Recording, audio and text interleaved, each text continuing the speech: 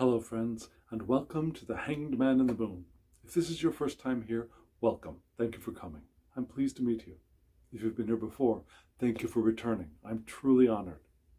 Friends, if you are a returning visitor, you know that this is my series. I'm calling it a mini-series in which I'm focusing my attention on a very particular deck called The Tarot of the Holy Light by Christine Payne-Towler. It is a deck based on the continental tarot tradition, pre-Golden Dawn. And so what I'm doing every day, I draw one card from the Tarot of the Holy Light, and I look at it. And I recall, I recognize, I acknowledge the meanings and ideas that come up for me around that card, drawn from my history of Rider-Waite-Smith, Coleman-Smith decks, and also a little bit of Thoth. So I acknowledge those ideas, and I confront the card as I see it, and I try to hold both for myself and try to move past my understanding of the Rider-Waite-Smith, because the Tarot of the Holy Light is a very different system. It's closer a little bit to Marseille, but it's a different system than the Smith-Waite decks or the Crowley-Harris decks, Harris-Crowley. So I do that. And then, to help me unpack the card from the Tarot of the Holy Light, I pull 3 cards from a trusted RWS deck, the Light Seers Tarot. The first card is the significance of the card from the Tarot of the Holy Light. The second card is the obstacle. The third card is the advice. And so that's how I sit with those cards for the day. And then at the end of the day, I crack open the book for the Tarot of the Holy Light, and I read the meaning as intended by the Creator. And I look at those meanings, and I reflect on my day and see how those meanings, how they've activated, how they've manifested for me during the day. And so the card for today, if you haven't seen it already, is the Death card, upright. Now, what do you think? What do you think when you see the Death card? What do you think when you see this Death card? So, frankly, I welcome the Death card when it appears in a Smith-Waite tarot reading, because I like change, I like transformation, and those are the things that I think of when I think of the Death card. I think of transformation, I think of pruning away the detritus and having what the pure essence of what we will carry forward remain. It's a good card to me, especially upright. When I got this card, I was a little bit unnerved, because for a couple of reasons. One, when I think of death in the Coleman-Smith, or especially in the Thoth system, I think of Scorpio, my ascendant sign. And this card is not Scorpio. This is a water sign card. So that separation unsettled me a little bit. I didn't have my Scorpio-ness to latch onto. Also, what do we see here? We see those huge skeletons in the sky. It made me think, okay, well, bare bones, maybe, okay. We got that woman, you see her feeding the body into the fire. Well, that's a little disturbing, more disturbing than the Coleman-Smith pack, to me. This figure here could be being eaten by that dragon, or the figure could be in an ecstasy, to me. I mean, the writhing posture could be ecstatic, which would be a good thing.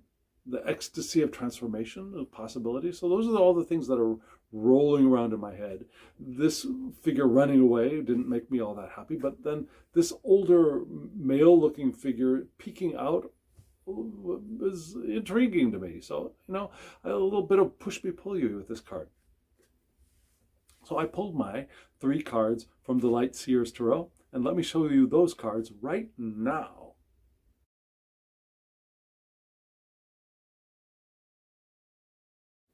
So you just saw those 3 cards. The first card, for the significance of the Death card for me, was the Queen of Wands. That was a surprise. Yeah? And I love the Queen of Wands in this deck. The next was the Two of Cups as the obstacle. And then the third card, the advice, was the Seven of Cups. One of my personal favorites. Not for many people, but one of my personal favorites. So, Queen of Wands. Queen of Wands is significance. The Queen of Wands, owning your passion and your power and your creativity. Okay. So maybe that's what comes out of this fire. Maybe. I mean, those are things that might be popping up for you. It popped up for me. Is that from this fire we can be born again as the Queen of Wands? Maybe that could be the significance. And I love the Queen of Wands. I may be wrong, but I think in the deck that I'm looking at, the Tarot of the Holy Light, I think the Queen of Wands might be my sun sign. Let me just check right now, since it's right here, right in front of me. The Queen of Wands is no, it's not. It's Aries. The King of Wands is my sun sign, Leo. Still, that power, the ability to create, the ability to drive forward with our passions, to move things forward, and to inspire others as well. Now, she's not burning up in her light, and she's surrounded by candles, soft glowing, but individual flames, right? She's holding up above her wand of power. I love this. I love this card in this deck. So, the obstacle, Two of Cups, usually a favorite card for me, for most people. Love, romance, but loving romance. Yeah, two joining, uniting, unity. In its shadow aspect would be disunity. Yeah, friction, tension, not being able to communicate, not being able to emotionally communicate, not being able to getting your signals crossed a lot. Yeah, that's what I think of when I think of the Two of Cups in shadow. So the obstacle would be that. The obstacle to my manifesting my Queen of Wandsness would be that emotional mismatch, disunity, disjointedness. And so the suggestion, the advice is to keep on dreaming.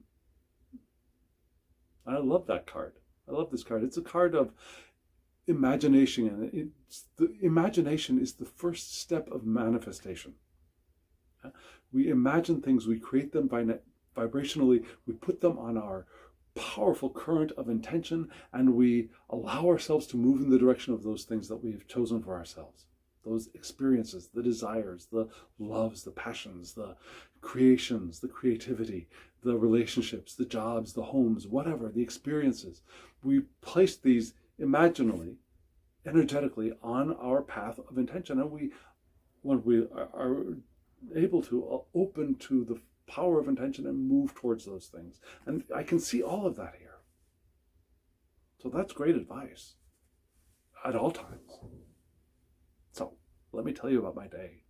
No, let me tell you about the card, really, the real card. So I had been afraid, I had been concerned that the Death card would mean something very different in this deck because of that disassociation of Scorpio from death. And actually, I had no cause for fear. Let me read from the book. With the Death card, we experience we experience intimately the breakdown that makes the alchemical recombination possible. Now, alchemy. Now, there's the dissolution and the coagulation. Yeah. So, what I mean is, without undergoing separation of the quick and the dead, in Trump 13, it is not possible to purify and evolve our lead, the lower attributes that make up the denser, more material aspects of the self, into gold, which historically symbolizes the highest, most radiant, most integrated of substances. So we've got that alchemical thing going on, right? The dissolution, now my Latin is gone, but the dissolution so that we can coagulate, bring things back together. The alchemical furnace of transmutation, that's what the death card is in this deck, which is very similar to the way I envision death in the Smith-Coleman deck, in the Smith-Waite deck, in the Harris-Crowley deck. I see them very similarly in both of them. Death is also the path of the phoenix or firebird in the sense of the old Greek myth of the eons. The cosmic bird flies for 500 to 1,000 years. It then reaches a point of exhaustion, falls to earth, bursts into flame, and self-immolates to incubate the egg within. As the flames die down, the bird of the new age rises up out of the ashes and flies again for another world age. Now this is a very grand explanation of this, but also we can think of the butterfly. The butterfly. How do we get butterflies? Well, we got a caterpillar, a dense earthy thing, over-consuming thing, that eats its way until it cannot survive anymore, basically. So it stops, and it forms a cocoon around itself. Now what happens inside of the cocoon is the death card. Yeah? The creature digests itself, literally, digests its own body into this goo of cells. And from that goo of cells, within that goo of cells, there are things called imaginal cells, cells that can see the new blueprint and how to put it together for this new creature. And so these imaginal cells get together and start using the material of the cells that have been digested around it to create the butterfly within. And then the butterfly grows and grows and grows and grows until it cannot be contained by the shell anymore, and it bursts free.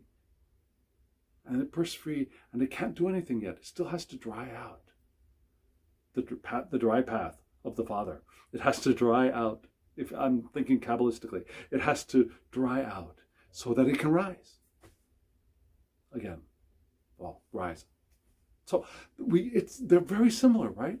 Death card. Yeah, it's different in the way we think of them differently. The death card in the Coleman Smith Golden Dawn decks, we think of things being harvested and cut down, and then the other stuff being left behind to grow and flourish. We still get the idea that the stuff that's been cut down becomes the mulch, the nutrients for the new growth. Yeah. But in this deck, in the Tarot of the Holy Light, we have something even a little bit more subtler, a little bit more obvious, something subtle yet more obvious. Yeah, the whole thing dissolves to reform. I'm not saying it's completely different, but there is a different flavor, a different effervescence to this card.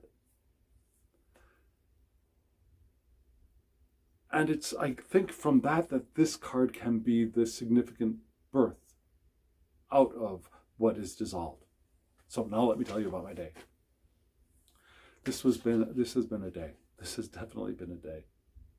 First thing is, yesterday's video, at the time of this filming, has still not uploaded correctly.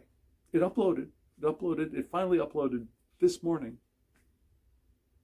around 10 o'clock. It said it was finished uploading, and then it said it will be processing shortly. Will be processing shortly. For several hours it was processing shortly. And then by the after dinner, I finally got the idea to check again, and the upload apparently had failed. Could have told me that at the beginning. I would have started re-uploading it 12 hours ago. But no, I'm re-uploading it now. So there's that. There was that death. There are a whole bunch of other deaths that happened today. I won't say deaths. They were mistakes. Yeah, well, slip-ups, more so than usual. Especially considering I don't have that much to do. I'm so busy. I'm distracted. I'm here in quarantine, right? So, for example, my mom's meds. I got the first half of them taken care of, and then I completely spaced the second half. I got to them, before lunchtime, but still, that irritated me about myself. It was a day of irritating me about myself, I think is the point. Lunch. I pre-ordered a lot of stuff, but because I order a day ahead, it's like I don't really recall exactly what I've ordered, what I have not ordered. So I had a picture of my dinner order. I had a picture of the breakfast order for the next day, but I didn't have a picture of the lunch order. And so I was thinking, oh my God, it was too late. I must not have turned in the lunch order. So today, around a little bit before lunchtime, I called in an order. I got my order. I ate my order. I put the dishes out. And then about a half an hour to an hour later, a whole new order came by for lunch that I didn't remember. And I guess I had ordered it or else they wouldn't have sent it. But part of me was a little grumpy that, well, when I called today, why didn't they say, oh no, you already have an order in?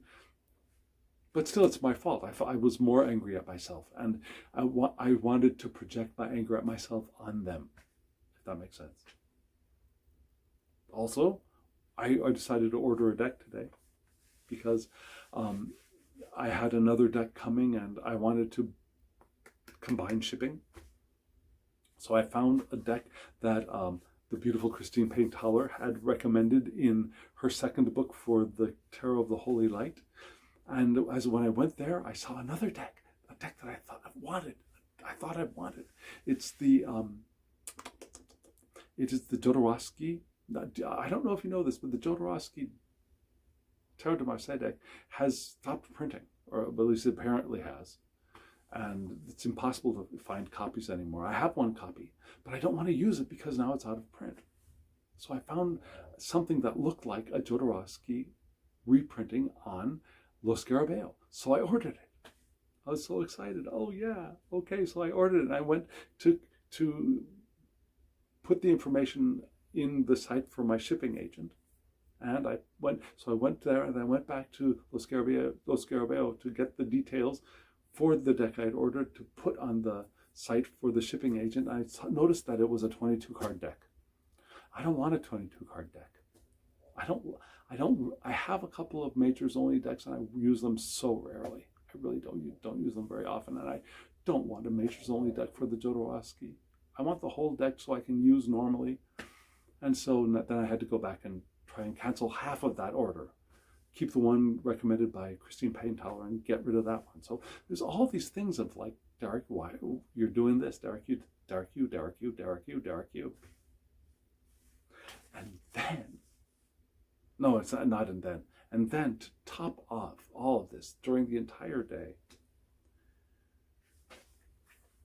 I really did notice this. Well, let me say this. Yeah, the Two of Cups and Shadow. Me and my shadow, me and my quarantine companion are doing better. But I don't know if you've ever noticed this about yourself or about other people. That when you're really sick, when you're really feeling grumpy, when you're really feeling bad, I and other people that I know tend to go with the flow more because you don't have the energy to fight and fuss and bicker or anything. You just everything is too hard. So you just go with the flow, try and keep your spirits as high as possible and just go with it. But then when this body starts to feel better, then all of the extra energy to quibble starts appearing, right? And I noticed that the desire to quibble and to disagree on my side increased a lot today. But I noticed it, and before it got into anything real, I think, I redirected myself. So maybe that's the disillusion, maybe dissolution, the breaking down, the breaking apart process that I was feeling, and it was expressing itself in quibbliness, maybe. That could be it. The desire to quibble, the desire to get my hackles up. Not wanting to fight, but still, no-ness. Have you ever felt those times of no-ness? Well, those times of no-ness appeared today. I'm not sure how well I did this. I did a little bit of dreaming, I think. The desire to order decks was an offshoot of that, I think.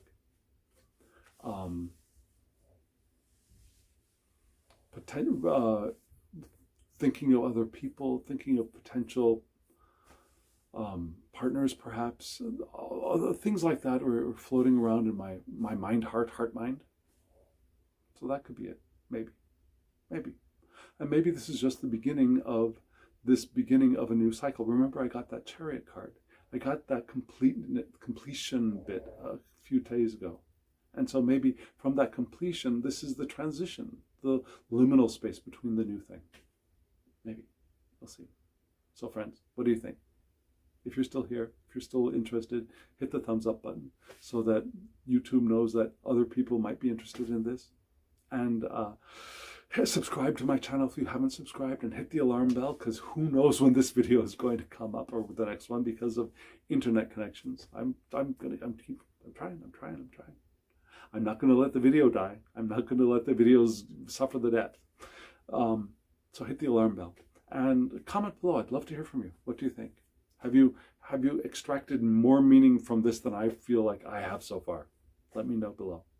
And if you want a private reading, I will have my email address, my new readings only email address down there. You can send me an email and we can get a private reading set up for you using whatever kind of deck you want.